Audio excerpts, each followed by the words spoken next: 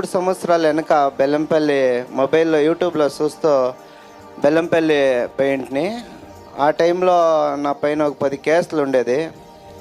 10 కేసులు ఉండి ఈ కర్ణాటకలో అంతా గాంజా స్మగ్లింగ్ చేసుకుంటూ కేసులుండి తాగేసి నేను ఇంకా వద్దు ఇక్కడ అనేసి ఎన్కౌంటర్ ఆర్డర్ అయ్యి నేను నెక్స్ట్ ఫ్లైట్‌లోకి వెళ్ళిపోదామని అరకు ప్రాంతం వెళ్ళిపోయినప్పుడు యూట్యూబ్‌లో చూస్తా తాడిపత్రి వచ్చాను. తాడిపత్రిలో సార్ గారు నాకు ఇదే ఇలాంటి